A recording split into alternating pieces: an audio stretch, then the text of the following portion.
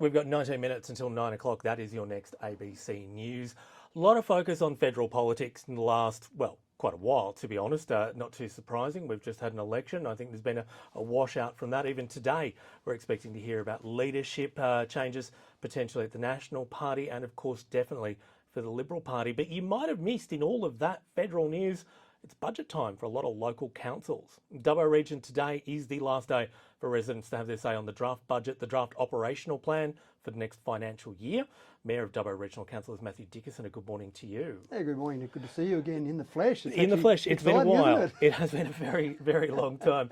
Before we get stuck into budget, should say that obviously news today that the performance improvement order that the council has been operating under from the Office of Local Government lifted officially. Yeah, that's right. So that goes way back to June last year when the Office of Local Government, Shelley Hancock was a minister at the time, was a bit disappointed with the behaviour of council at the time, and so gave a warning first of all that there may be a performance improvement order, and then a few weeks after that said, yes, you now are officially under a performance improvement order, and here are the things you've got to do. And they related to communication, the way staff and councils were communicating, just the level of that communication, and a range of behaviours that were occurring. And I don't want to go over spilt milk from last year, but to their credit, Stephen Lawrence was the mayor then at the time, and the councillors of the day and the CEO Murray Wood undertook a number of steps, and they had to do that, otherwise the next step after performance improvement order is administration, and no one wants to be there. So they took the appropriate steps they needed to take, they went through that process, and essentially by the time the election rolled around last year,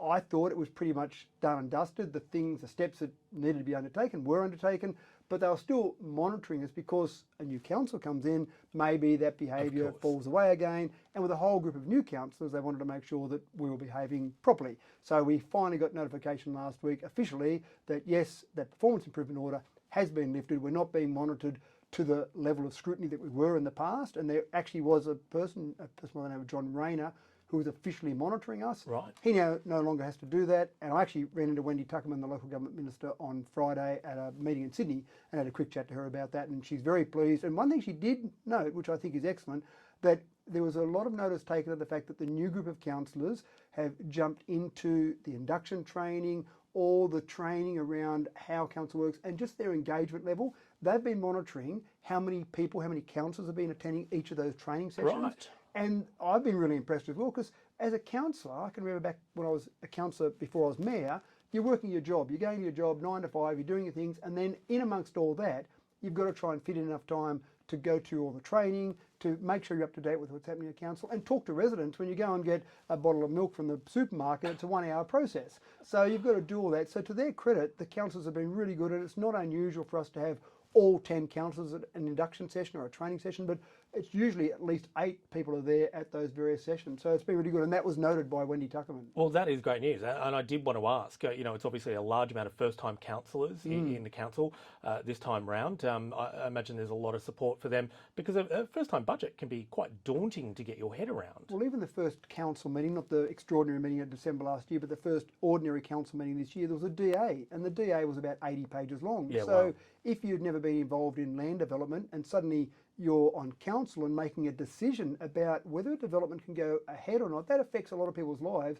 You've suddenly got to wrap your head around that, and you don't have to be an expert planner or developer, but you need to at least understand the basics to be able to say yes or no to a development, or yes with conditions, for example, to a development. So yeah, there's a lot to wrap your head around, and then next thing you know, there's a $220 million budget that you've got to look at. Now, most of the people on council have got some business idea or some business nous, but I don't know if there's anyone on council that normally has a $220 million budget to do each year. Their small business hasn't maybe have a budget of a few $1 million each year, but not 220 million. So you've got to look at that. And then the really tricky part that I remember I found when I first got on council was you used to dealing with your own business and it's your money. And if you make a decision that's good, bad or indifferent, well, it's you that gains or suffers. The thing I found really different when I first got onto council was I'm dealing with your money, Nick. I'm dealing with someone else's money. And so I've got to make decisions that I maybe would be a little bit more conservative about, because I really don't want to do the wrong thing with your money. So I'm not going to take as many risks with your money, but I'm going to make sure I get good outcomes, maybe not great outcomes. So it's a different way of thinking about things when you're doing it in your own business compared to doing it in a council business. While we're talking budget, Dubbo Mayor Matthew Dickerson, what financial situation is Dubbo Council in at the moment? So I'll go back one step. I don't want to talk about the past too much, but this is important going forward. Over the last 3 years, the operating budget of WA Regional Council was to the negative of $20.3 million. So that's not a great position for this new council to come in on. Now, we came in at the end of last year. We're already halfway through the budget for this year. Not much chance to really influence the budget. It's all set, fees and charges, etc., all set. So by the time we get to the end of this financial year, what we've said to the staff is that we really want to get back as close to the black as possible. But I suspect by the time we get there, we've got about a month or so to go, we'll probably still have an operating deficit for this financial year. We're trying to minimise that as much as possible. And if I had to put a number on it, I'd say we might get to the stage where it might be $1 or $2 million in the red. So that's where we sit at the moment. Going forward, what we've got to do is try and get to the stage where not only do we get back to a break-even budget, which is what I'd normally want to do in council, but unfortunately we're going to have to get back to a budget that's in the black. So we're actually getting some money from current ratepayers, from our current residents in this area, to actually fill a bit of that $20.3 million hole. So it makes it pretty tough. Normally what I want to do is I want to take all the money that you give me and spend it all. Of course. Because that's what we do. We want to provide services.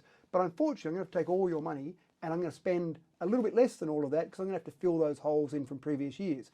Now, just to explain that $20.3 million, we have things in council called restricted assets. So, for example, a really simple example, Barden Park, we did Barden Park about 8 years ago. We know when we did Barden Park that we were told that that track, that international standard track, about every 15 years or thereabouts, we would need to resurface that to keep it at the same standard because it wears out. Mainly track in the lanes 1 and 2 is where it wears out, but there'll be work that needs to be done. You might spend $500,000. Now, you don't want to wait 15 years and then go, oh, who's got $500,000? Oh, where are we going to get that from? Oh, government, can we have some there? You want to plan for that. So you put some away each year, so when you get to that stage, you've got the money there, and that's called an internally restricted asset.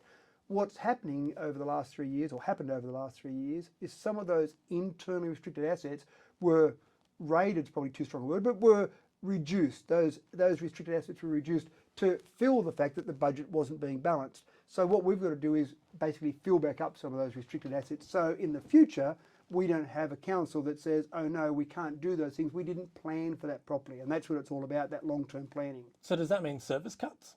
That means as much as possible, keep doing what we're doing, but there is a problem that we're going to have to reduce some of the things that we do. And that's already been happening over this financial year, and it's going to keep happening in the future. And if you remember that we had a thing a few months ago where we talked to the community about the fact that council doesn't mow nature strips. I do remember that. And there were some people in Wellington who were very offended by that because in the past, sometimes Wellington Council did go and mow some nature strips for people. And that's an example of where you might have a slight reduction in those service standards for council or for the residents, but it might also mean a reduction in infrastructure. So, for example, roads, the number one thing I hear about from people is roads. So it might mean that that road that we wanted to repair this year, we just don't quite have enough money. We'll have to push that back a bit until next year to repair that road. I mean, Sheraton Road, the level of standard of Sheraton Road at the moment is below standard. Once Boundary Road was connected, people noticed that that Sheraton Road standard wasn't to a high enough level, but there's just not money there in the budget to do that. So we've got to build up some money or change some other priorities that we might have on other roads, for example. So in the budget this year, we've got $3.7 million to spend on Wheelers Lane, which is in need of repairs in various locations. We could stop that and go and spend the money on Sheraton Road, which would be good for people who use Sheraton Road, bad for people who use Wheelers Lane. So it's always that prioritisation level that you're trying to do. And of course, the bottom line, many people want to know about what's going to happen with rates in the wake of this budget. Now, that's a really interesting one. It's good you've mentioned that one. So we were told about a year ago to put forward budgets in that would be around about a 2.3, maybe 2.5% rate increase that IPART would allow. We did forward plans, and this is before I was on council last year, they did forward planning around 2.3%. So that was where we thought we'd be, and we prepared budgets based around that. IPART made the decision for councils across the state, and they said 0.7%. Now, councils across the state were up in arms saying inflation's more like 5.1%. How can we possibly provide those same levels of services at 0.7%? So after hearing a lot of information from councils across the state government and IPART said, okay, we'll let you put an application in, a special rate variation application in, to change the rate level to what you put out in a forward budget previously, and then if the community's okay with that, you can put that rate rise through. So that's 2.3% is what we had in our forward budgets. Therefore, 2.3% is what we've applied to. So we've got two budgets now. we've got budgets out there that say if it's 0.7%, this is what will happen, and if it's 2.3%, this is what will happen. So when we find out, we'll probably be around about the 21st of June, only 9 days before we have to make a final decision on the budget. So that makes it even more complicated for residents. You've got two budgets out there, and if people are absolutely offended and horrified by the idea of a 2.3% rate rise, they need to tell us, because IPART needs to look at our submissions to see whether or not they give us permission for 2.3% or 0.7%. So today is the day. Today is the day that people can have their final say on that draft budget and draft operations. What's the response been like? Have you been hearing from the community? Yeah, so certainly, and I haven't read any of the submissions yet. I'll wait until they all come in, but we've got almost 50 submissions so far, which is great. That means the community is somewhat engaged in what's occurring, so that's fantastic. So we want as many submissions as possible. And what I've always found in every previous budget that I've been involved with is councillors read them, and we'll normally make some changes to our budgetary process based on that feedback. Now, you can't do everything. If someone says, hey, I don't want to pay any rates, can you give me rates for free next year?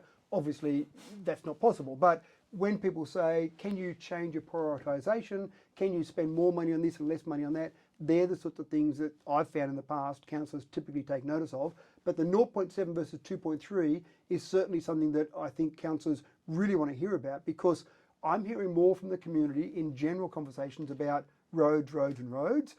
People want work done on the roads, and they want more money spent on certain things.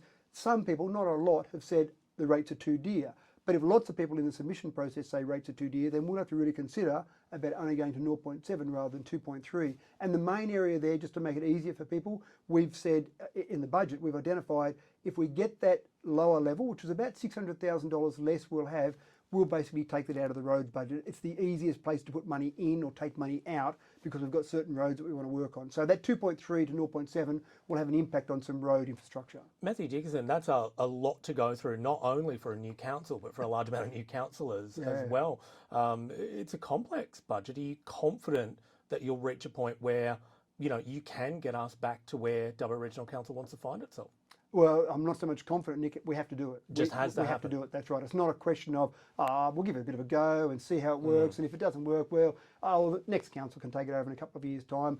I'm always a fan of any organisation I've been involved with. Is you always want to hand that organisation over in a better place than when you came into the role. So whether it be a P&F president or Rotary or whatever it might be, whatever organisation you're involved with, you want to hand it over in a better state. And that's certainly my objective. There's no question in my mind, and I think most of the councillors are of the same thinking, that we need to fix this. The budget is the number one thing we've got to fix and make it better for the next council. And it's only a bit over 2 years before we'll have a new council in. Mayor Matthew Dickinson, we'll leave it there, but thanks for your time this morning. Good to chat, Nick. Matthew Dickinson is Mayor of Dubbo Regional Council, walking us through what will be, I think, a fairly complex budget. It is your final day, if you are a Dubbo resident, to have a say on that draft budget and operational plan. If you look at the DRC website, you'll find all the information you need.